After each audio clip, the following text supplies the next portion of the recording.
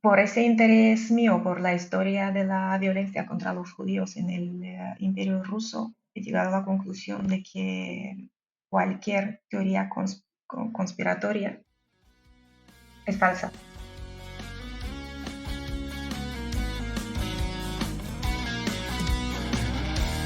En algún lugar de un gran país.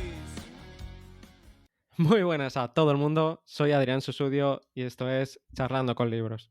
Hoy vamos a hablar del libro The Great Mental Models de Shane Parrish, que sería como los grandes modelos mentales, aunque no está traducido. Vamos a ver pues algunos de los mejores modelos mentales, o cómo por ejemplo Sherlock Holmes utilizó uno de ellos para resolver un caso, o por qué la homeopatía a mucha gente le funciona.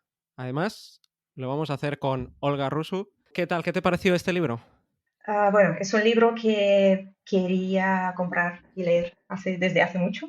No es muy grande, es bastante corto. Unas 200 o así páginas más o menos, algo así. Sí, se lee rápido. Se lee rápido en la primera lectura. Si quieres dedicarle tiempo, me imagino que le podrías dedicar años, Sí. porque cada uno de estos modelos, estaba pensando, podría considerarse como una especie de koan budista. Puedes darle todas las vueltas que quieres, intentando identificar situaciones de la vida, de lo que te rodea, que encajan en un modelo mental o que este modelo mental puede explicar. Pero bueno, no hemos dicho aún lo que es un modelo mental, ¿no? Un modelo mental, pues es algo que sirve para entender el mundo, ¿no? Y cómo lo vemos. Vamos cargados con modelos mentales. Desde la teoría de la gravedad es un modelo mental. O las ideologías nos modelan nuestra visión del mundo, que toda la gente es buena o toda la gente es mala. Esos son modelos mentales. Claro, hay que ver eso, y también hay que ver que hay modelos mentales que se pueden utilizar para unas cosas, pero luego para otras no. Los que vamos a comentar no se pueden utilizar para todo. La clave, yo creo, es saber seleccionar cuándo puedes y tienes que utilizar un modelo mental o otro, ¿no? No vas a utilizar una llave inglesa para pintar tu casa. Hay el peligro de que hace mucha gente de a través de su caso personal hacer un modelo mental, ¿no? Si, por ejemplo, le han robado en un sitio, ya su modelo mental es que ese barrio siempre le van a robar. Y a lo mejor ha hecho cherry picking, que se le llama, ¿no? Y a lo mejor, si ves las estadísticas, ese barrio es donde menos gente roban, pero él ha tenido pues esa mala suerte. O dos amigos que te vienen y te dicen, pues mi coche se ha roto y los dos tienen la misma marca. Tú ya piensas que esa marca es mala. Luego miras estadísticas y es esa fiabilidad, ¿no? Que a lo mejor es la más fiable. Pues mira, un modelo mental que no está en este libro es el hecho que nuestro cerebro, o bueno, supongo que es una hipótesis porque tampoco es algo que se pueda comprobar, nuestro cerebro funciona entonces formulando predicciones. Básicamente, cuando sacas la llave del bolsillo para abrir la puerta, tu cerebro predice el sitio en el que está la cerradura de la puerta. Tú no miras dónde está, Ujú. no intentas acertar, sino tu cerebro, después de muchos años abriendo la puerta de tu casa, hace una predicción de dónde tiene que estar la cerradura. Por eso consigues abrir la puerta muy rápido. Pues el cerebro, para hacer estas predicciones, utiliza la información de la que dispone. Si tú has ido una vez a un barrio y esa vez que has ido te han robado, la predicción que hace tu cerebro es que es un barrio Claro, muy peligroso. claro. Antiguamente, pues esa otra tribu que había matado a un compañero tuyo, pues no vuelves a acercarte a esa otra tribu. Antiguamente, pues ayudaba, ¿no? Pero también quería comentar que estuve buscando y preguntando por Twitter si había algunos otros libros sobre modelos mentales. Hay uno en español, aunque me han dicho que tampoco que es muy sencillito. Luego hay otros que lo hablan de forma indirecta, ¿no? Como el almanaque de Naval, que ya lo comentamos aquí. Hmm. Hay algún otro libro, pero no hay a lo mejor algún libro como podría ser este. La única pega es que está en inglés. Si quieres podemos empezar a comentarlos ya así, uno por uno, que son 9, principalmente los que comenta el libro. El primero es la tragedia de los comunes, que creo que ya lo comentamos en el podcast de Pensar en Sistemas, y se trata de utilizar cuando los recursos en común pues se suelen explotar más allá de ese punto de retorno. Te voy a dar 2 ejemplos. Uno, cuando hay un wifi público, todo el mundo se conecta, se satura. O el otro, todo el mundo va a un parque nacional porque no se controla la entrada y se acaba destrozando, llegado a un punto en que ese parque no se puede restaurar. Cuando no es de nadie y a la vez es de todo el mundo. Pero hay otro modelo mental que sería el segundo que quiero comentar contigo, es el círculo de competencia. Me ha gustado mucho, es un tema que me interesa bastante últimamente. Va a sonar súper arrogante lo que digo, o sea, muy prepotente. El conocimiento, o sea, ¿cuándo conoces realmente un tema? Ujú. ¿Cuándo pasas del el conocimiento superficial, el sé que lo sé, al conocimiento implícito, el ni siquiera me doy cuenta, pero lo sé, o ni siquiera me doy cuenta de que conozco o domino este tema? Es tan natural en mí, lo he entendido a un nivel tan profundo que ni siquiera soy consciente de que estoy utilizando este conocimiento, es parte de mi naturaleza. Mm. Cuando se llega, ¿no?, a ese círculo de competencia. Cuando ya a lo mejor puedes decir que ese conocimiento está dentro de tu círculo de competencia. Mm. Pero mira, Shane también dice que podemos caer precisamente en esa confianza de pensar que sabemos más de lo que realmente sabemos, ¿no? Y él dice que para eso hay que vigilar, ¿no?, y hacer como un control diario para ver realmente por ejemplo, los fallos que has tenido, ¿no? Porque todos pensamos que conducimos mejor que la media, ¿no? Cuando se pregunta, o los inversores, todo inversor piensa que es mejor que el resto. Muchos saben que la mayoría perderán dinero, que es mejor indexarte, pero la gente no lo hace, ¿no? Al final todo el mundo que piensa eso y esa confianza, pues dice que haciéndolo con un diario, pues valga la redundancia, se puede intentar controlar y ver realmente lo que conoces. Supongo que a quien le funcione el diario, a mí me funciona Twitter. Cuando me ha pasado más de una vez, y creo que a cualquiera que ha estado suficiente tiempo en Twitter le ha pasado, ah, lanzar un tweet con toda la confianza de que controlas perfectamente el tema y sabes de lo que está hablando, de lo que estás hablando, para que 5 minutos más tarde te demuestren de que Sí, ignoras. sí. Cuando no te contestan, es que es bueno, ¿no? Pero, o sea, me refiero, cuando no hay ninguna contestación, es que no hay nadie que ha encontrado la manera de intentar ser más listo que tú, ¿no? Se dice en Internet, dice, lo mejor para saber algo en Internet, en un foro o en Twitter, no es preguntar sobre ello, sino afirmar lo contrario, ¿no? O Tú quieres afirmar saber, algo muy ignorante, como una sí, muy, cosa, muy hacer una ignorante, declaración como muy estúpida sobre el tema. y vas a tener un montón de respuestas de gente que te va a dar la respuesta. Sí, es que motiva mucho humillar al otro y demostrarle que está Sí, haciendo el ridículo, así que totalmente. Pero siguiendo un poco con este modelo mental, está también la parte que tenemos que vigilar los incentivos, ¿no? El círculo de competencia está muy bien. Pues, por ejemplo, yo no soy dentista, entonces, pues, muy bien, me tengo que fiar del dentista, ¿no? Pero, ¿qué me pasó a mí? Yo tenía 13, 14 años y fui al dentista. Me llevó mi madre, obviamente, y le dijeron que me tenía que poner, pues, aparatos, brackets, ¿no? Y mi madre, pues ella muy lista y ella ya sabía lo del círculo de competencia, pero sabía también los incentivos. ¿Qué hizo? Fue a un segundo dentista. Me llevó a un segundo dentista y ese segundo dentista que dijo que no hacía falta que yo llevara unos aparatos, unos brackets. No hacía falta realmente, ¿no? Entonces, sí, está muy bien ese círculo de competencia, pero siempre hay que vigilar qué incentivos tiene esa persona. El dentista, el mecánico. ahí es donde somos víctimas de nuestras profesiones excesivamente intelectuales que se hacen en un despacho. Nos falta conocimiento del mundo práctico, del mundo real. Y nos cuesta mucho hablar con las personas que se dedican a cosas muy diferentes a las nuestras. Y el siguiente modelo mental es la falsabilidad, que ahí es, por ejemplo, en inversión, es buscar los puntos débiles de tu inversión, ¿no? Quiero invertir en Google, pues busca en qué puede fallar tu tesis de inversión, en vez de justo lo contrario, los puntos que estarán a favor tuyo para poder invertir, para no caer en el sesgo de confirmación.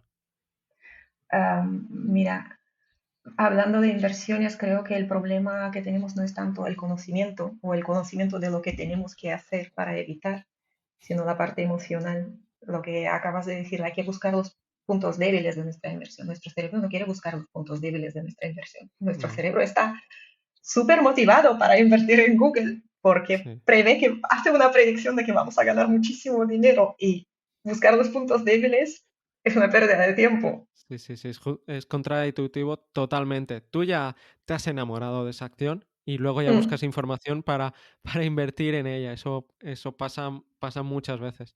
Y también, si ya le has dedicado 200 horas a investigar, a buscar información de eso, un sesgo de coste hundido que...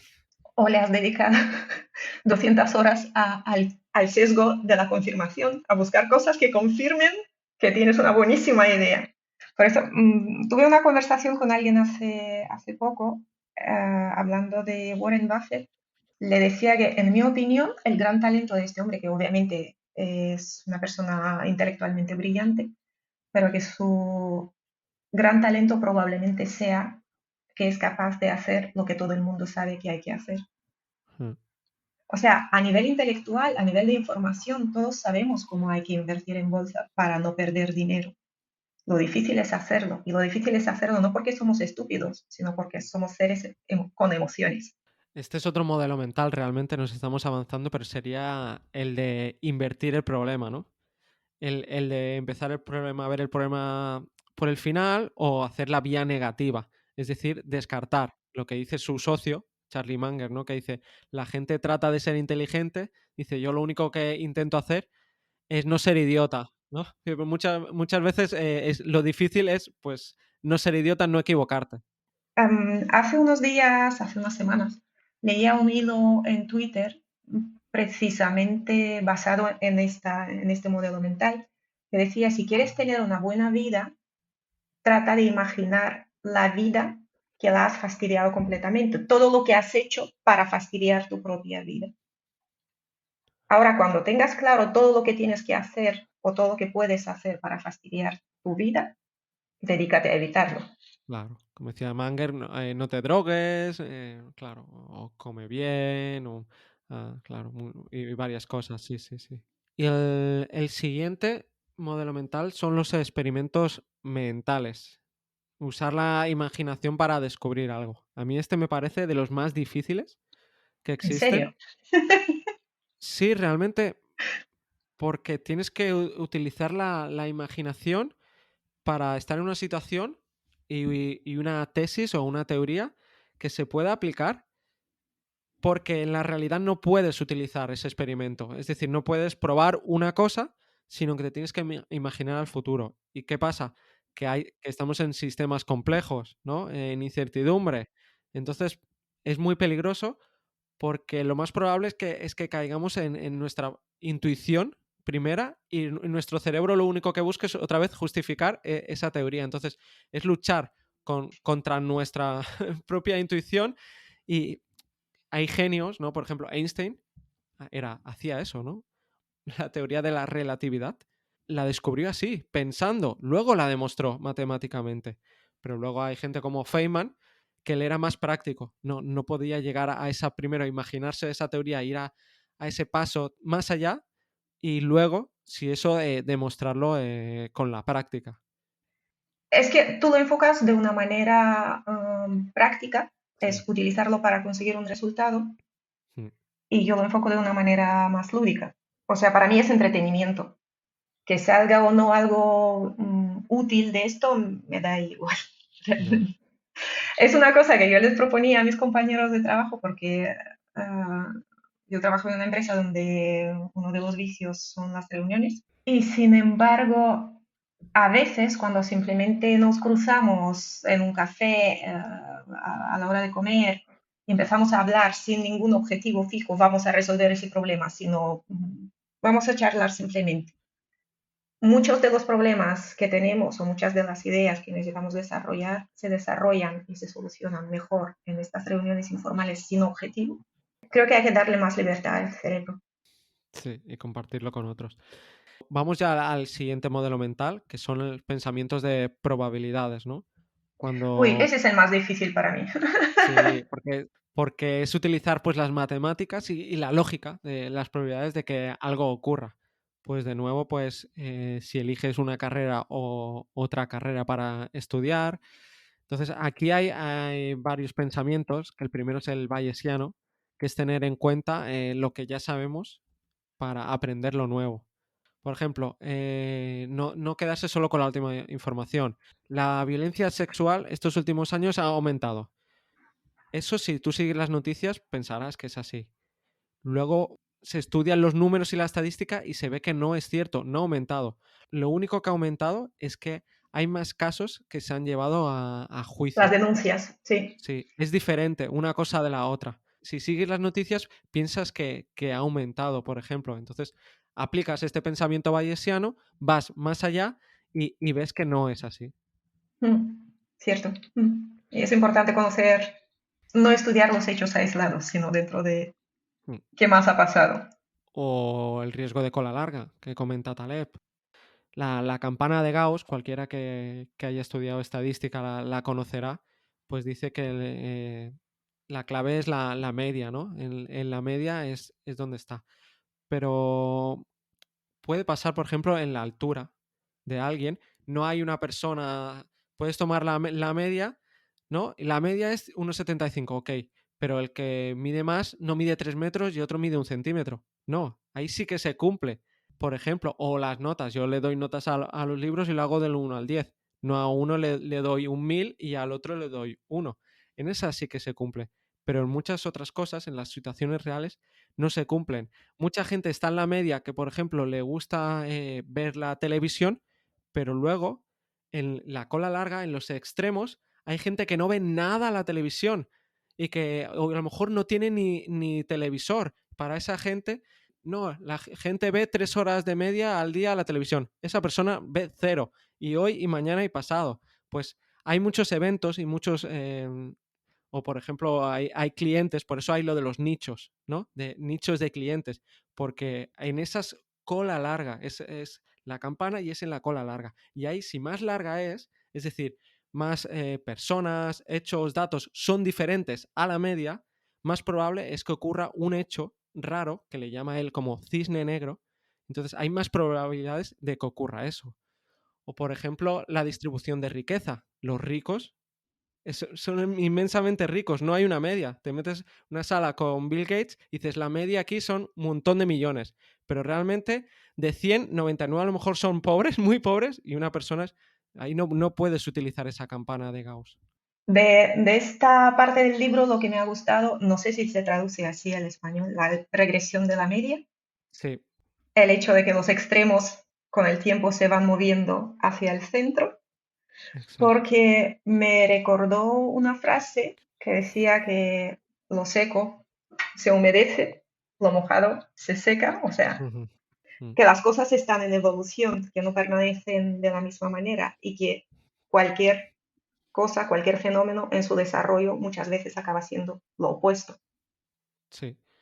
Que tienes mucha suerte, puedes tener mucha suerte durante un tiempo, pero llega un momento que llegas a la media, o pasa con los inversores también, que al final muchos fondos acaban pues volviendo a regresión a la media, a tener peor rendimiento y luego al final, al cabo de 10 años, tienen el mismo rendimiento que tienen muchos otros. O lo que del tema de la homeopatía. ¿Por qué mucha gente dice que le funciona la homeopatía? Porque justo se toman la pastilla de la homeopatía cuando están en el peor momento, ¿no? Cuando más fiebre tienen. Ujú. Entonces, la propia regresión a Que la habrían media, mejorado de todos modos. claro, es que no podían ir a peor. Entonces, la propia regresión a la media hace que vuelvas, ¿no? A tu estado natural, a que te cures. Y por eso mucha gente dice, no, es que a mí me funciona. Sí, ok, pero es que la ciencia o cuando hacen el grupo de control y a otros, o a uno les dan pastillas de homeopatía y a otro pastillas que solo llevan azúcar, ¿vale? Ujú. O sea, les dan lo mismo, ¿no? Sí, exacto. Por eso, en verdad le dan lo mismo, pero a unos les dan las pastillas que venden en la farmacia de homeopatía y a otros les dan caramelos. Pero a los dos se piensan que les han dado homeopatía. Luego se ve que los dos se curan igual. Ahí es regresión a la media. Por eso no hay ningún estudio científico hecho bien, con rigor y que luego se ha podido repetir que avale la homeopatía. Bueno, yo estoy a favor del efecto placebo. Si te curas sin tener que tomar medicinas, solo con azúcar, pues mira, Pero a lo mejor te podrías curar. sin Claro, duda. hay que vigilar porque, primero, a lo mejor no te curas y es más grave de lo que piensas. Segundo, estás gastando un dinero que lo podrías gastar en otra cosa. Es el coste de oportunidad ahí.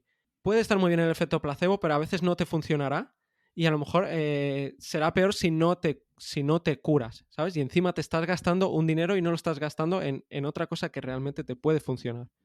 Además, me había dejado el tema de Sherlock Holmes, cómo resolvió un caso y era precisamente no buscando pruebas, sino lo contrario. Invirtió el problema, lo que hizo y descubrió es que el perro no había ladrado, ¿no? Entonces la falta de pruebas de que no había ladrado el perro fue lo que le ayudó a Le demostró, resolver correcto. el caso.